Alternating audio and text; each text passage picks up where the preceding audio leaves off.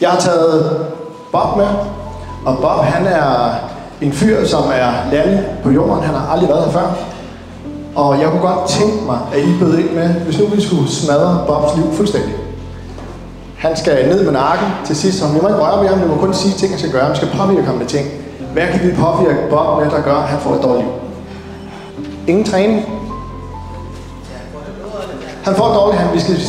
Vi skal have Bob til sidst, at han har lyst til at springe ud fra en bro, men han har ikke lyst til at leve mere. Ja, lige præcis, så han skal ikke noget træne. Ingen træning. Ja, han skal ligge hjemme på sofaen. Skal vi sige det? Mobning, vi skal mobbe ham. Jamen, vi skal mobning her. Hjemløs. God idé. Han skal simpelthen ikke have noget sted at bo. Forældreløs. Ja, ingen forældre. Ja, god idé. Så ingen forældre. Vi skal mobbe ham. Han skal ikke have lov til at træne. Hvordan kan vi ellers få et dårligt liv? Hvad kan vi ellers... Kan vi... Ja? Ja, han skal have nogle stoffer. Vi fyrer nogle stoffer i ham. Og han skal ikke have nogen forældre. Han skal ikke have nogen sted at bo. Kan man gøre mere? Ja? Selvskade. Selvskade, ja. God idé. Men det der med, hvad er det egentlig, der gør, at vi mennesker får et dårligt liv? Og det ved vi jo godt alle sammen. Vi ved jo alle sammen godt herinde, hvordan vi får et dårligt liv.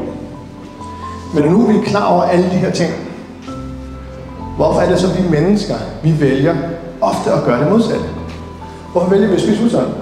Hvorfor vælger vi at få ting i seng? Hvorfor vælger vi ikke de ting, der er godt for os?